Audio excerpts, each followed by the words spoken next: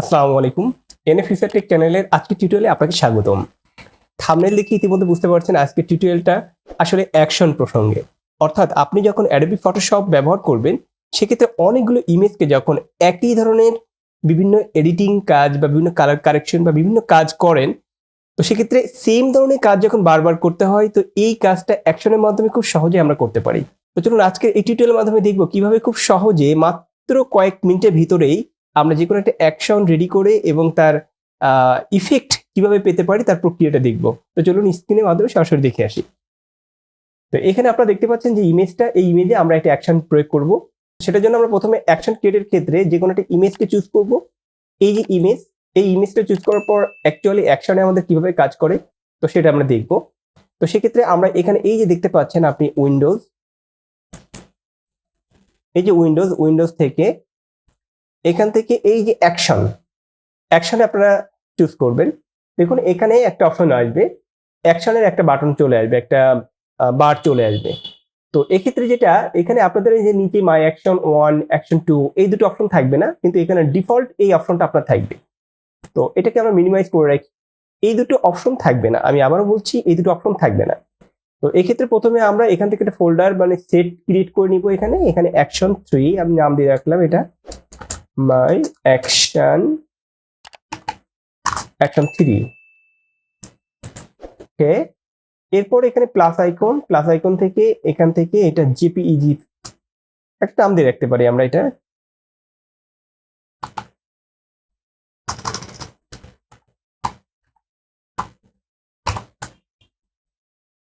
এখানে অ্যাকশন 3 তে এটা ইউজ হবে। এটা কোথায় এই অ্যাকশনটা ইউজ হবে? অ্যাকশন 3, যেহেতু আমার এখানে অ্যাকশন 2 অ্যাকশন অন এবং একটা ডিফল্ট অ্যাকশন আছে, তো আমি অ্যাকশন 3 তেই এটা ইউজ করব। এটা তো এক্ষেত্রে শর্টকাট কি কোনটা ব্যবহার করব? আমি যে কোনো একটা শর্টকাট কি ব্যবহার করতে পারি। এখানে F5 আমি চুজ করলাম যদি শর্টকাট কির মাধ্যমে আমি এটা করতে চাই। এইটা যখন আপনি রেকর্ড অপশনে ক্লিক করবেন, আপনার অ্যাকশনটা চালু হয়ে যাবে। রেকর্ড। ওকে, আমার রেকর্ডিং শুরু হয়ে গেছে। তো এক্ষেত্রে আমরা যেটা করব, তো এক্ষেত্রে আমার এই ইমেজের ক্ষেত্রে যেভাবে আমি অ্যাকশন করব, আপনার ইমেজের ক্ষেত্রে আপনি আপনার মন মতো করে সেভাবে আপনার সেটিং গুলো কাজ করবেন এখান থেকে। তো এই ইমেজের ক্ষেত্রে প্রথমে আমি এখান থেকে আনলক করলাম, তারপর এখান থেকে ইমেজ থেকে ইমেজ সাইজ আমি এখান থেকে যেটা করব, এখান থেকে 150 রেজুলেশনটা বাড়িয়ে দেব। এখান থেকে রিডিউস নয়েজটাকে আমি 2 তে রাখি, 2 তে। ওকে, এটা এক্সিকিউট হতে একটু সময় নেবে। এরপর আমি কন্ট্রোল এম প্রেস করে এটাকে একটু ব্রাইটনেসটাকে বাড়িয়ে দিব।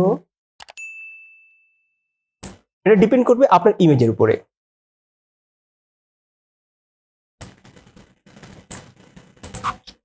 কন্ট্রোল এল প্রেস করলে আপনার যে লেভেলটা আছে সেই লেভেলটা চলে আসবে। তো এটাকে এখান থেকে একটু কমিয়ে দিব, এখান থেকে এটাকে বাড়িয়ে কমিয়ে আপনি একটু অ্যাডজাস্টমেন্ট করে নেবেন। হ্যাঁ, এরপর আমরা ইমেজ থেকে অ্যাডজাস্টমেন্ট, সেখান থেকে আমরা কালার ব্যালেন্সের মাধ্যমে কালারটাকে একটু ব্যালেন্স করে নিব।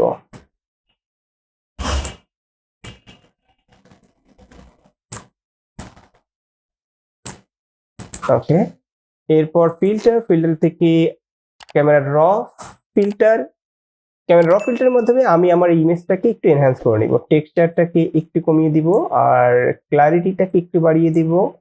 লাইট থেকে এক্সপোজারটাকে একটু বাড়িয়ে দিলাম, এখানে কন্ট্রাস্টটাকেও একটু বাড়িয়ে দিলাম।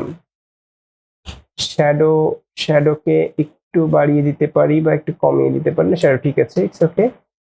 ব্ল্যাকটাকে একটু কমিয়ে দিই, ব্ল্যাকটাকে একটু কমিয়ে দিব। এরপর কালারের এখান থেকে আপনি চাইলে টেম্পারেচারটা একটু বাড়িয়ে, এটা ডিপেন্ড করবে আপনার ইমেজের উপরে। আসলে আপনি কিভাবে এটাকে এই অ্যাকশনটাকে ক্রিয়েট করতে চাচ্ছেন, আপনার কালারটাকে কিভাবে এনহ্যান্স করতে চাচ্ছেন সেটার উপর ডিপেন্ড করবে।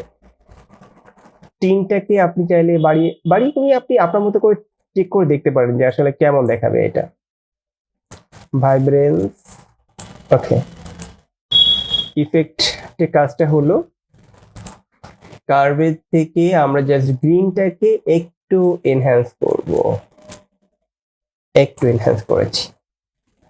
আচ্ছা, আমরা বিফোর আফটার দেখি। বিফোর আফটার আমরা সাইড বাই সাইড দেখুন, এখানে বিফোর এই লুকে আছে, আফটার এই লুকে আছে। তো এটাকে আমরা ওকে করে দিলাম। এরপর এটাকে আমরা সেভ করব। সেভ করার জন্য কন্ট্রোল আল্টা শিফট এবং এস প্রেস করলে আপনার সেভ ফর ওয়েব যে অপশনটা আছে এই অপশনে চলে আসবে। এখান থেকে আপনি চাইলে জেপিজিতে সেভ করতে পারেন, পিএনজিতে সেভ করতে পারেন, এটা ডিপেন্ড করবে আপনি কিভাবে আসলে সেভ করতে যাচ্ছেন। যেহেতু আমার এই ইমেজটা রেজুলেশনটা একটু হাই, সেজন্য একটু সময় লাগবে এটা সেভ যে ওয়েব মোড আছে এই মোডে কনভার্ট হতে। ওকে, কনভার্ট করে নিয়েছি। এখন আমার এখান থেকে লোকেশনটাকে চিনিয়ে দিতে হবে যে আসলে আমি এটা কোথায় সেভ করে রাখবো। সেভ অপশনে ক্লিক করলে আমার সঙ্গে সঙ্গে লোকেশনটা চলে আসবে। তো আমি ডেস্কটপের পরে একটা ফোল্ডারের ভিতরে আমি এটা সেভ করে রাখবো। এখানে এখানে ইম্পর্টেন্ট একটা বিষয়, আপনি ফাইল নেমটা কখনো এখানে চেঞ্জ করবেন না। ফাইলটা যেভাবে আছে ঠিক সেভাবে এই পজিশনে আপনি রেখে দিবেন। তো এখানে আমি ঠিক সেম ফাইল নেমে এখান থেকে আমি সেভ করে রাখলাম। এখানে ইমেজ অনলি ঠিক যেভাবে আছে এইভাবে আপনি এখান থেকে সেভ করে দিবেন। সেভ। এরপর আপনার এই যে ইমেজে কাজ করছেন আপনি, এই ইমেজটা আপনি এখান থেকে এটা কেটে দিন। এখান থেকে ইমেজটা এটা কেটে দিন। নো।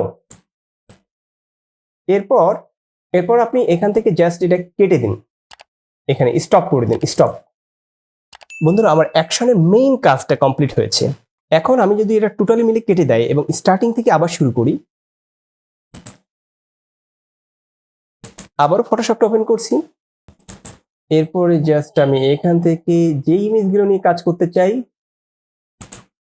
এখান থেকে এই 4টা ইমেজ এটা ওপেন করলাম। ওপেন করার পর আপনি দেখতে পাচ্ছেন এখানে আমার এই যে অ্যাকশনটা আছে।